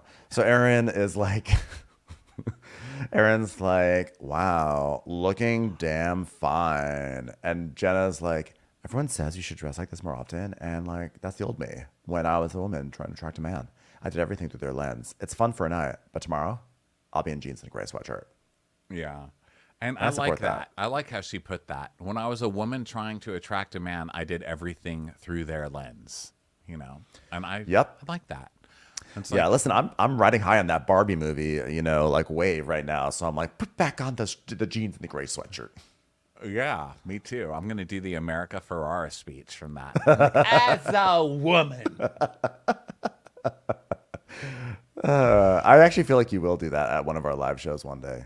I'm learning that speech. I'm currently working on it because I will do that one day. As a woman, you have to be pretty, but not too pretty. You have to be confident, but not too confident. I love that speech. I was like, It was great. I was like, this is so on the nose, but goddamn it, it's a beautiful nose. I love it. Jessel was... I did. I loved it. I love that speech. So Jessel enters and she's like, oh, you guys scrub up well. Oh, Jenna. Oh my God. I love that we're both doing red lip. It's basically like twin flames, same brain, two bodies. Am I right, everyone? And they have dressed like this for a home chef, which is really funny too. Go into the kitchen. Sai comes down and wins some points with Jenna because she comes down wearing the lingerie she gave her, but she works it into her outfit. And Jenna's like, wow, she looks great in the lingerie. Not only does she take a gift, she celebrates the gift. That's how to do it. Yeah, I love that Sai brought 8 garment bags in the car and is now using something that's not even in any of them. That's great. She's like, why waste an outfit? This one's already been seen on TV, Like, Yeah. This is it. Turn it and burn it. So now they all sit down. They all after more fashion show stuff. My favorite thing on all the Housewives is like 5 minutes of people walking into a room, twirling and showing off their outfits. They then go into the dining room, kitchen area, and and then it's like they're gonna have dinner and everything, and they actually have, at long last, good food at Aaron's house. The caterer is so funny because he hates Brynn. Because Brynn's like, oh my God, what is it, sushi? Why don't you just put it right in my mouth? And he just looks at her and walks off. Just like, fuck you. A fucking caterer, okay? What do I look like, a can caterer? Someone who just opens cans? I'm an actual food caterer. Fresh fish caterer, okay? And then the girls are all having a delicious offer. They'll be like, delicious. Oh my God, this is like delicious. This is delicious. No, this is delicious. Okay, guys, I'm going to be the most stereotypical housewife of a show that's not really firing on all cylinders yet and start another game. Okay, 2 truths and a lie. Well, anyway, this has been Watch for Crappens. Thank you, everyone, for listening. We've had a great episode. I'm just kidding. When I hear 2 truths and a lie, I'm like, okay, I'm going to turn the TV off now at this point. That's where I'm at. That's all I can deal with. You guys, Lisa Rinna got fired. We can stop pulling her games out of the bag like it's going to save something. Yeah. Okay. 2 truths and a lie. It's done. Like, at least truth or dare, there's some sort of action that comes out of it, but 2 truths and a lie. You know what? All of these. Stop with these fucking these conversation starter games and just ask each other questions. You fucking weirdos. Questions. I mean, if you're gonna play a game, play Balderdash. You know what I mean? I would rather watch you play Balderdash or Pictionary. Pictionary. Something that we could play with you. Yeah. Girl, yeah, something. Even that one where you have the little thing that you pass around to each other, it gives you the clue. It's like $25,000 pyramid or whatever. I hate that one, but yes. I hate it because it's such a big thing and then you have to pass it and you're going to like break something, you know? Oh, I'll have fun spending Christmas at my house. So yeah, this is lame, but they do. You know, here we are. They're trying. So here we are. Aaron's like, okay, 2 truths and a lie. I had sex at a Knicks game. And Brynn's like, oh my God, but like, who hasn't dated a Knicks player? Am I right? Patrick Ewing. And then Uba spits out her water like, what wild and wacky women we are. I can't even keep my water in my mouth. What is this? Is this where different guys named Nick start throwing balls at each other's head or something? What is this? Aaron's like, okay, more 2 truths and a lie. Okay, so I had sex at a Knicks game. I had sex in a car. I was like, well, that's a big drop off of wildness there.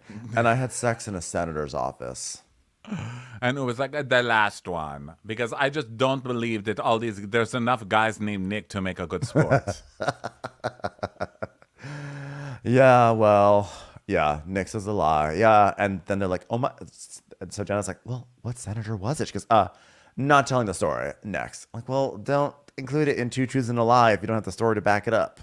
I know. I wish I knew like more senators that I could guess who it is, but I don't know. I don't really know. Amy Klobuchar. She's like, I went to Amy Klobuchar's office, and while she was eating salad with a comb, I totally fucked Abe. I fucked a sobbing intern after he got screamed at for not bringing a salad fork to Amy Klobuchar.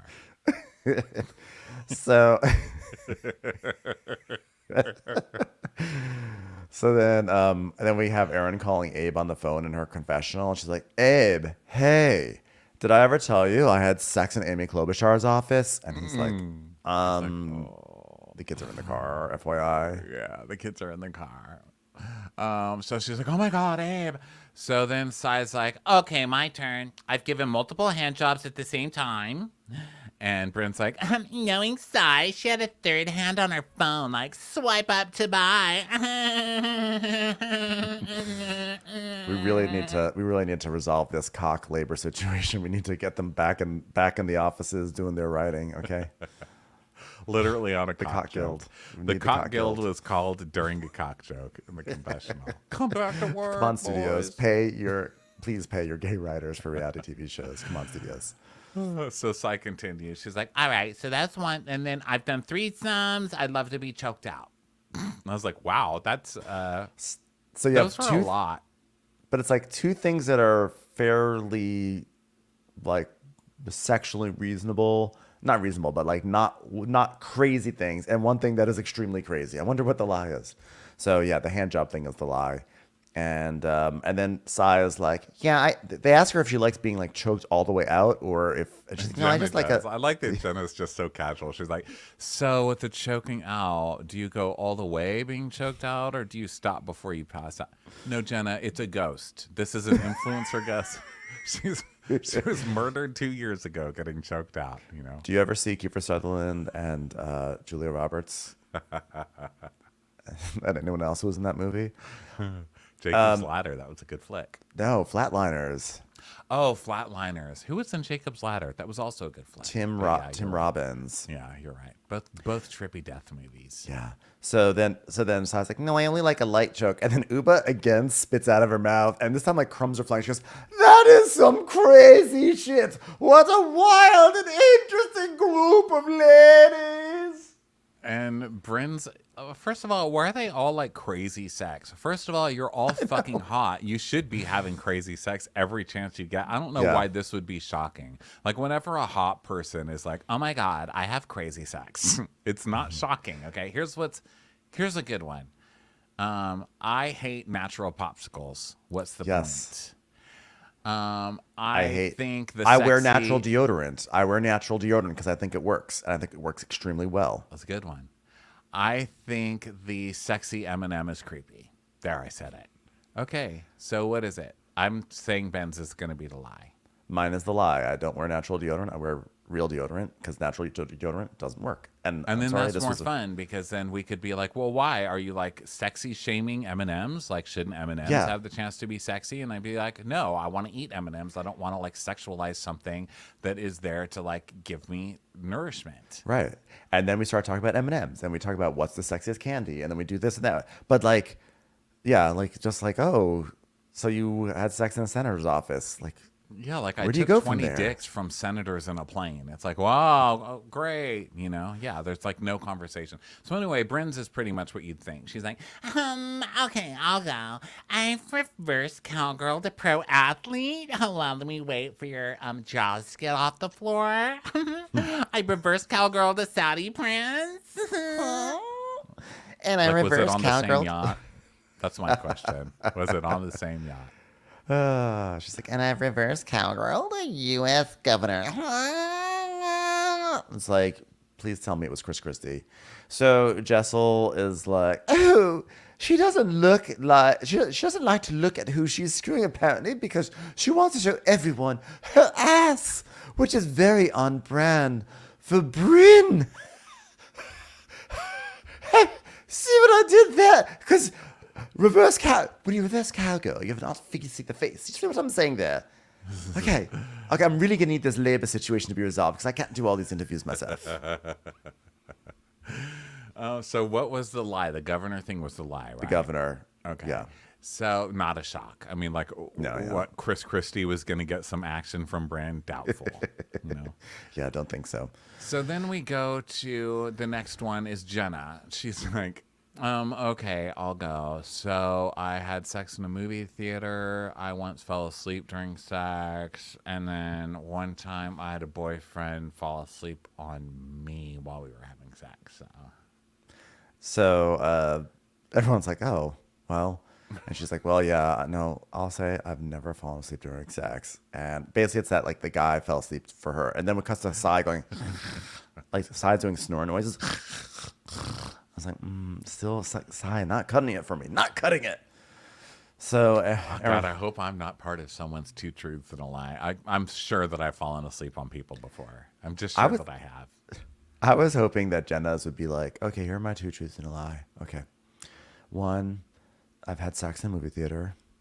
2, I revitalized a legacy fashion brand and became kind of like a huge icon in the world of fashion, so I sort of know what I'm talking about. And 3, I reverse cowgirled a bolt of khaki. Which one's the lie?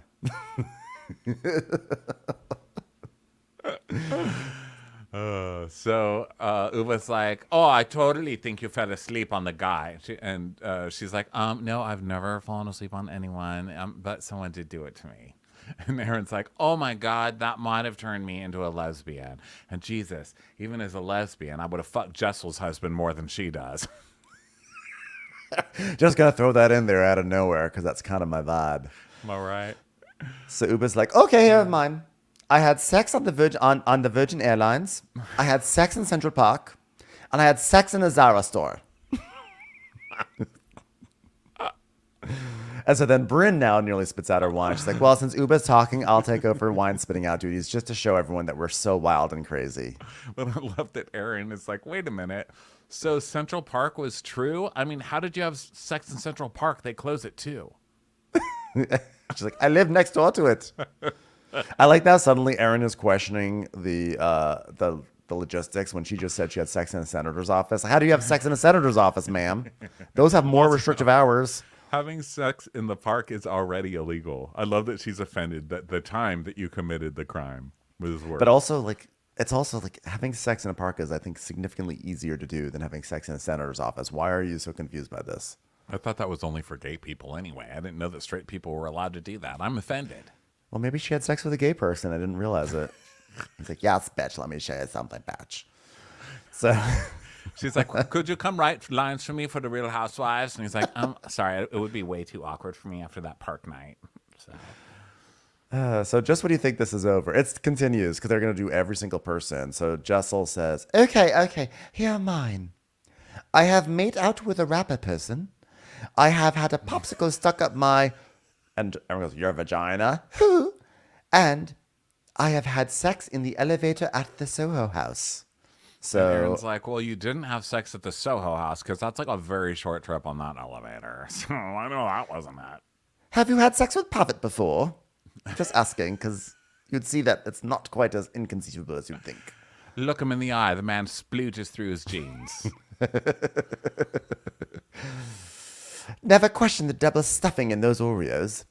So they're like, yeah, it's like clearly Soho House. Like, great lying, Jessel. You're such a stupid liar. You're a bad liar, Jessel. So yeah, it's Soho House. She's like, okay, well, the popsicle's true. Call me. And Aaron goes, wait, how did a popsicle get stuck up your vagina? Don't those melt?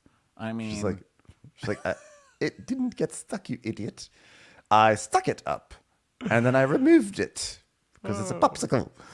And then Brynn is, oh, by the way, before that, Brynn goes, oh my God, if it's like the popsicle, I'm going to take my clothes off and do a hot lap around the house, guys. And then the waiter comes back and Brynn goes, do you have a popsicle? he's just like, shut up. By the way, all Jessel wanted to do when she told these two truths and a lie was to brag about the fact that she had sex with a rapper. Instead, no, people only care about the popsicle. She's like, but do you want to hear about the rapper? He's a very important rapper. Do you want to hear about him? No, we want to hear about the popsicle. Girl, you can't ask us to stop calling you frigid when you just tell us your fucking popsicles. You know what I'm saying? Chameleon now. It was Chameleon now. I had sex with Chameleon now. Hell. So Aaron's like, oh my God, seriously though? Is that a thing? And Uba looks it up on her phone and she's like, doctors urging women not to put popsicle up vagina. I'm not making this shit up. Oh, what a wacky group of women we are right now. So, Jessel's like, oh, I was so stupid when I was young. I was so sticking popsicles up my vagina, marrying Pavitt. I was so stupid. So later they go home and they get into their hangout at night outfits and Erin can't light her outside fire, so she has to call Abe. And she's like, I'm trying to do an outdoor fire, but it's not working, Abe. And he's like, you just have to hold the button. Which is, I feel like the husband's answer for everything. Like, yeah. It's just like a dad answer. Dad, it's not working. Hold the button or hit it. So then, Sai, they're all working to try to light this thing, and Sai wants to like light a match and throw it in this thing or whatever, and Aaron's like, no, like you don't want to throw a match into a gas fireplace, and Sai's like, I grew up poor, like that's what we did. You throw a match in the oven and the oven comes on. That's just what you do when you're poor. Huh.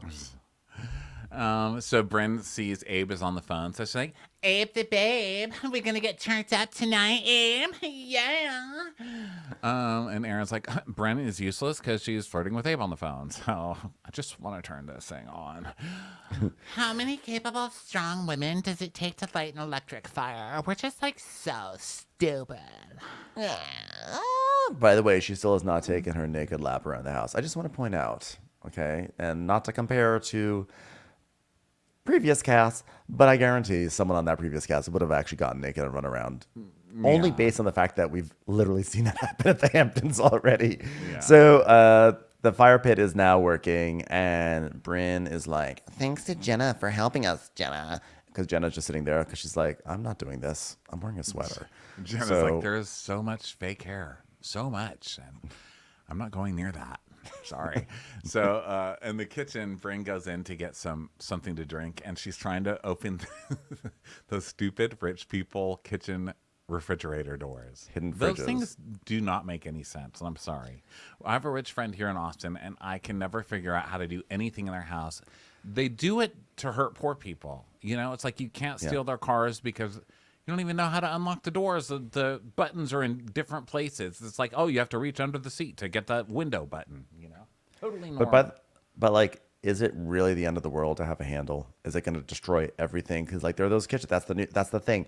Everything is like, everything's hidden. It just looks like a wall of panels that you are inaccessible. It's like, God forbid, there is a handle that would destroy the uniformity of this. Like that tacky, glaring handle. No, put a handle on it. Yeah, and also when you're a person like me, I'm like a monster from the swamp, okay? I had a roommate who used to call me Ronnie Muck because everything I touch, like I leave like a layer of something on it. I'm just like that. It's like the Ronnie Muck. sludge, the muck. And I cannot have push to open things. There would just be Ronnie prints everywhere. I have like little wipes that I have in my kitchen so I can go wipe things down before people come in because there's muck everywhere. I just don't understand the fridge. Just get in the fridge and it's white. I think like push to open is just not nearly as good as just pull a handle. Yeah. So Brynn is like, Oh my god, like I don't know how to do this. Like Siri, open the door. Siri, Alexa, like God, white people are so weird.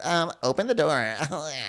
so then Aaron's like outside. Aaron is just checking on Jenna, which is like inconsequential. And then Brynn finally gets the fridge open and she's like poured a bunch of cocktails into like sippy cups. And she's brought them out, and Saya's like, great, like now I can drink a cocktail out of this straw that your children have gnawed on. This is real cute. And Brynn is still inside going, Siri, open the fridge. Siri. she's just like standing in front of the fridge, swiping through her nudes. Fridge totally wants to fuck me. Open up, fridge. So then outside, Aaron's like, aren't these cups cute though? They're like $1. And Jenna goes, oh my God, I love the dollar store. And Aaron's like, yeah, oh my God, let's go together. That like, this is where you get these. God, wouldn't that be so outrageous? Two extremely wealthy women going to the dollar store and just like having a great time there. I know, it's so And- cringe. And Saya's like, Well, when you grow up poor, you don't like the dollar store. Poor. All my life I've always been It's been poor. poor.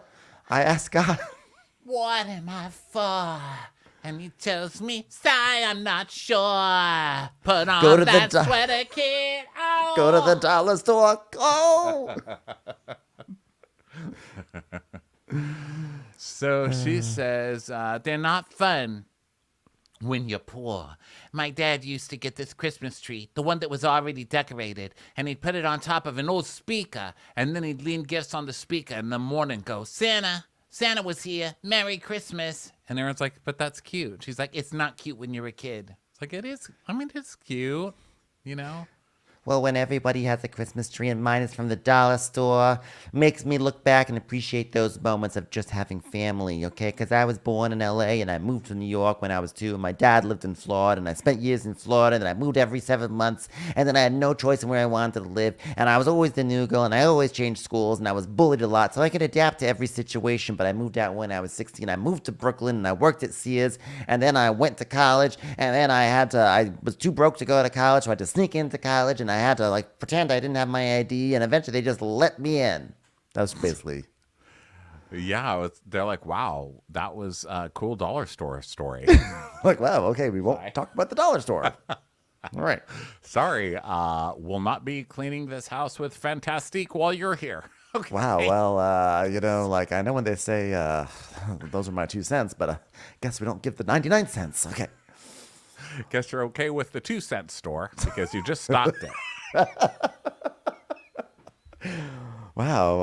I mean, I've been to the Dollar General store, but not the Dollar Specific store. So it's a lot. A lot of stores. That was quite an experience at the Dollar Basic. So, fine. So yeah, she They're gets like, oh, her. okay. She just decided, it's like on The Bachelor, they have a moment where they decide, now it's time for my painful monologue. Because you have to have one. Like when you're dating, you will get kicked off that show. If you go on a one-on-one date and you don't have trauma to share, they're like, you are unattractive and you have no trauma. Go home. They wouldn't put their walls down. So whenever you get your chance, you have to be like, my dad used to just love playing with straws, and he would make little balls with spit and paper, and he spit them through the straw at my head during dinner. It was the most humiliating thing I ever went through, and ever since then, it's so hard for me to order appetizers or trust men. And they're like, you can come through to next week. Here's a rose. I felt your trauma, and I thank you for sharing it. Well, unfortunately for Sai, I think Brynn was planning to have this be her monologue moment because she's like, Oh my God, that was like a great story. Like, how do you get your strength? Daydreaming? That's cool. Okay, well, guess what? Like, I remember when I was a kid, I would like look at the weekly circular and imagine like, oh my God, if they just had that if we just only had $8.99 and like 4 easy payments, we could have a great living room. So I guess what I'm trying to say is that like my poorness is just like a little bit sadder than Sai's poorness right now. Yeah, Sai is often judged for having this really tough exterior, and now I understand why she had to be like that way. My heart goes out to her, and at the same time, it's holding hands with her, and with my third hand. I'm giving a hand job. I'm doing the reverse Sai. But that was a nice story and everything, but I always crack up when housewives make it sound like being poor was the saddest thing that they ever went through. Meanwhile, most of us watching the show are like, I literally just got back from the dollar store, okay, and I'm not traumatized. yeah, I mean, it was actually kind of an amazing story, actually. But yeah, it was just, I just thought it was funny the way that Sai, like the way that Brynn basically sort of swooped in and was like, well, here's my story about looking at a circular and how I would just like dream about like having a dream living room someday. So I was like, okay, well, you just took Sai's moment, Brynn. Great. That's great. And it was also kind of another number from Little Shop of Horrors, because it was like, Somewhere that's green, I dream of going through the Sears catalog. I work there. Sorry, you have to stop your musical number because I already work there, so I kind of like. I work there. get it. Let me tell you, you can't afford this, honey. We put it on layaways. She's like, Brynn's like, Well, when you know what? Well, but when I was poor, you know what I wanted to be? I'll be a dentist, be a dentist. So then Aaron's like, so wait, Jenna, are you staying here tonight? She's like, yeah, I'm staying. And Brynn goes, It's because I'm here.